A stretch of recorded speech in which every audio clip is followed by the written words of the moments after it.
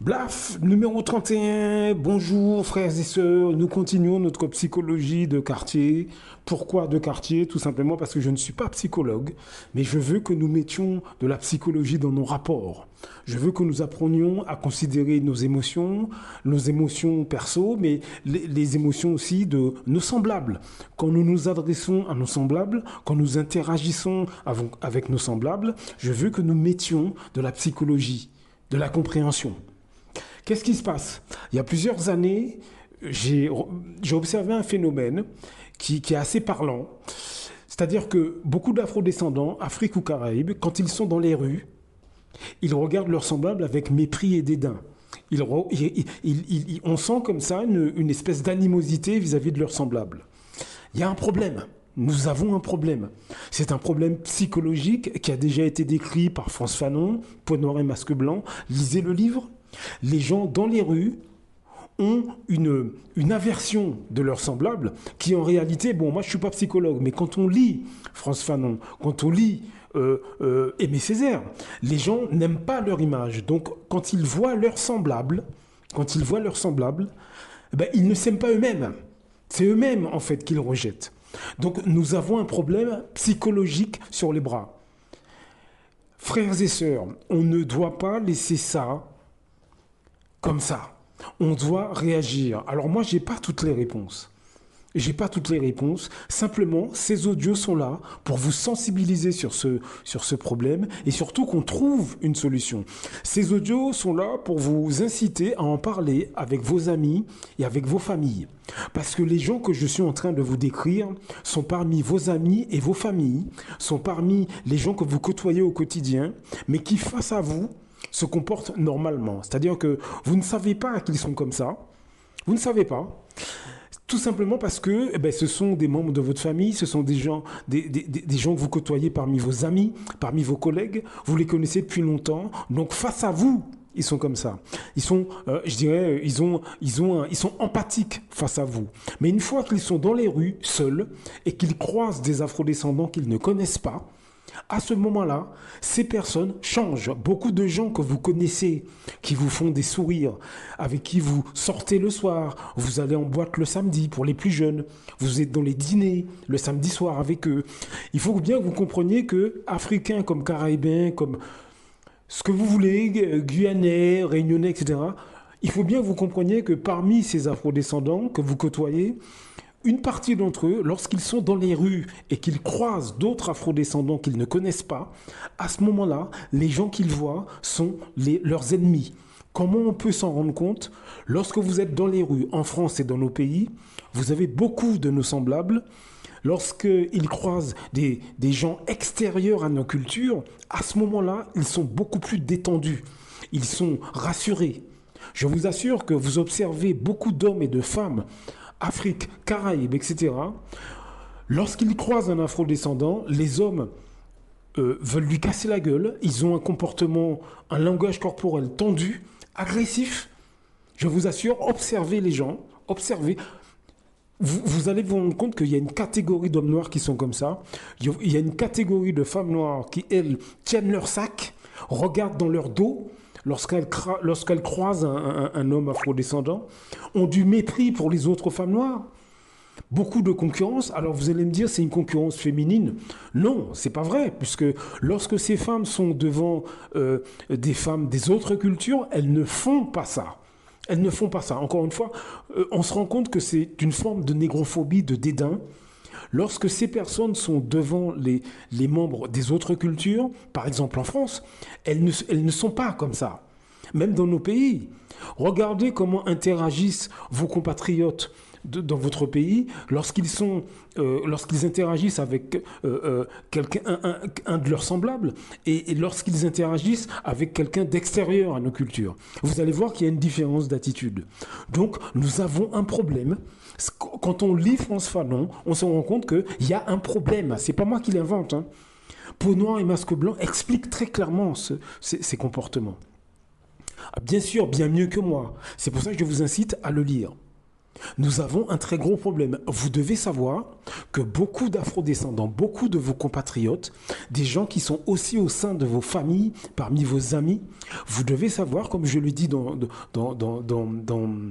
le dernier audio, vous devez savoir que lorsque ces personnes, beaucoup, pas tous, mais beaucoup de ces personnes, d'afrodescendants, vous devez savoir que quand ils sont en privé avec les membres des autres cultures, ils dénigrent et rabaissent le monde noir. Ils dénigrent et rabaissent nos cultures, Afrique ou Caraïbes. Voilà la réalité, voilà ce que j'ai découvert, voilà le sujet sur lequel j'ai enquêté pendant des années. Ils déshumanisent les afrodescendants lorsqu'ils sont en privé avec les membres des autres cultures. En France, un très grand nombre d'Africains, d'Afro-Antillais, de Réunionnais pour l'océan Indien, de Guyanais pour l'Amérique du Sud, etc., déshumanisent leurs semblables lorsqu'ils sont en privé avec les membres des autres communautés, avec les Occidentaux, avec les Arabes, avec les Chinois, etc. Dès qu'un être humain est extérieur à nos cultures, une catégorie d'afrodescendants considère qu'à ce moment-là, il peut dénigrer le monde noir et il sera accepté, parce que l'objectif, c'est d'être accepté par ces milieux-là. Voilà le choix que font beaucoup de nos semblables. C'est malheureux ce que je vous dis, mais c'est la triste réalité. C'est la triste réalité. Si vous considérez que le peuple noir n'avance pas, etc., dites-vous bien que ce n'est pas uniquement à cause de la France-Afrique, ce n'est pas uniquement à cause de l'esclavage, ce n'est pas uniquement à cause de l'esclavage des Blancs, etc. Ce n'est pas uniquement ça. Il y a une autre pièce du puzzle qu'il faut prendre en considération. Et cette pièce est le fait qu'une partie de nos semblables, depuis des générations, cassent leur propre culture au sein des autres communautés.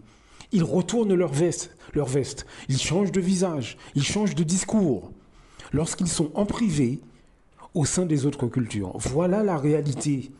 Voilà la réalité. Nous devons nous attarder sur ce problème psychologique, nous devons nous attarder sur les comportements de ces gens pour trouver des solutions. Nous ne pouvons plus continuer. Nous ne pouvons plus continuer comme ça.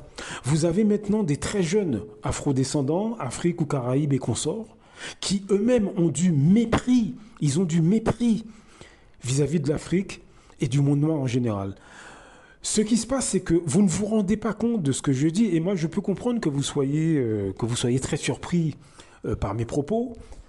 Je peux le comprendre, vraiment, je peux le comprendre parce que les gens que je vous décris, ils ont des tresses sur leur tête, garçons comme filles. Ils s'habillent comme nous, ils ont nos accents, ils dansent sur nos musiques. Les plus jeunes écoutent de la musique jamaïcaine ou du rap jamaïcain. Les plus âgés vous parlent d'Aimé Césaire, etc. Les plus âgés portent des vêtements qui ont les motifs de chez nous. Ils cuisinent les repas de chez nous, la nourriture de chez nous. Ils fredonnent les airs connus chez nous. Donc vous avez l'impression d'être avec des gens qui se sentent faire partie de votre culture ou de votre société ou de votre communauté. Mais vous vous trompez. Beaucoup changent de visage une fois qu'ils sont dans des contextes bien précis. Comme je l'ai souligné déjà dans cet audio, à partir du moment où ils sont dans les rues, ils rencontrent des afrodescendants qu'ils ne connaissent pas. À ce moment-là, ils se mettent à les mépriser du regard, à les regarder de haut. Ils font preuve d'incivilité. Ils font preuve d'impolitesse. Vous avez des afrodescendants qui travaillent dans des structures où on accueille le public. Un afrodescendant arrive, il le regarde de haut. Ils ne lui disent ni bonjour ni rien, alors que ce sont des employés de cette structure et ils sont censés être polis. Et ils ne sont pas polis parce que c'est un afrodescendant. Comment on peut s'en rendre compte? C'est pas compliqué. C'est vraiment pas compliqué. Vous rentrez dans un certain nombre d'administrations dans vos pays. Et en France, bien sûr. Et vous observez les employés qui sont là. Vous allez voir qu'un certain nombre, lorsque c'est quelqu'un du pays qui arrive, visage fermé, à peine bonjour, il suffit que ce soit quelqu'un d'une autre culture qui arrive, et là, ils sont souriants et polis. Je vous assure. Je vous assure que vous pouvez l'observer en Afrique, vous pouvez l'observer dans la Caraïbe. Je l'ai vu dans la Caraïbe maintes fois.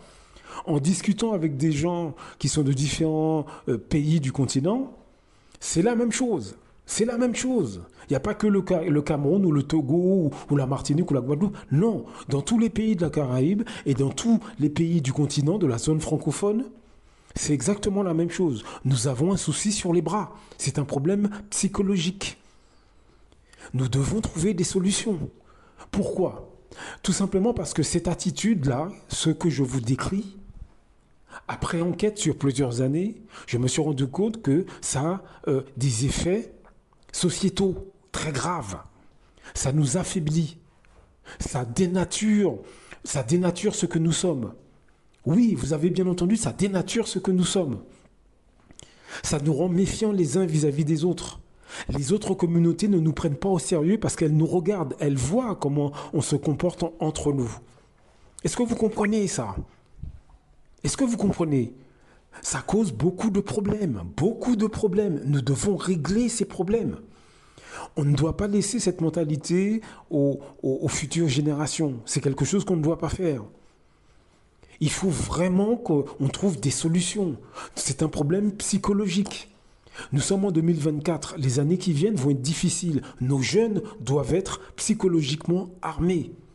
Et même vous aussi d'ailleurs. C'est pas que nos jeunes. Nous devons être psychologiquement armés. On ne peut pas se permettre d'avoir un nombre trop important de gens déséquilibrés parmi nous.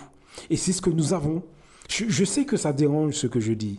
Mais c'est la triste vérité. C'est la triste vérité. Demandez à n'importe quel Antillais, n'importe quel Africain, de n'importe quel pays, il va vous dire que quand il a affaire à quelqu'un de chez lui, dans un magasin, un employé du magasin ou dans l'administration, etc., mais dans beaucoup de cas, ça ne va pas. Dans beaucoup de cas, ça ne va pas. J'ai parlé avec d'innombrables Africains, d'innombrables Antillais, Réunionnais, etc., qui ont beaucoup de problèmes avec leurs collègues de race noire, leurs collègues de travail. Ça ne va pas. Est-ce que vous comprenez ça? Nous avons un problème psychologique sur les bras. En lisant France Fanon, Peau noire et masque blanc, on se rend compte que les informations contenues dans ce livre sont toujours d'actualité. Et l'un des effets, c'est ce que je vous décris dans cet audio. Nous avons des gens qui ont du dédain pour leur identité, dédain pour leur culture, et qui œuvrent contre leur communauté au quotidien, dans les rues, vis-à-vis de ceux qu'ils ne connaissent pas. Alors pourquoi vis-à-vis de ceux qu'ils ne connaissent pas? Tout simplement parce qu'ils ne vont pas les revoir. Donc à ce moment-là, ils peuvent montrer leur vrai visage, chose qu'ils ne peuvent pas faire avec vous, puisque ils vont vous revoir, que ce soit dans les réunions familiales, que ce soit dans les groupes d'amis, vous allez ressortir ensemble, etc. Donc ils ne vont pas vous montrer leur vrai visage. Est-ce que vous comprenez ce que je veux dire? Nous avons des gens qui méprisent nos cultures au sein des autres communautés. Lorsque beaucoup d'afrodescendants sont en couple mixte, à ce moment-là, ils méprisent leur pays d'origine auprès de la famille du conjoint étranger. C'est quelque chose qui est extrêmement répandu. Extrêmement répandu. Donc nous devons sérieusement réfléchir à ce problème. Je sais que je suis alarmiste, je sais, mais nous devons faire ce travail. Commencez à en parler en famille, commencez à en parler avec des gens proches qui sont réceptifs à ces questions, commencez à en parler à vos amis, commencez par des gens qui sont réceptifs à ce type de discussion. Blaf, à très bientôt.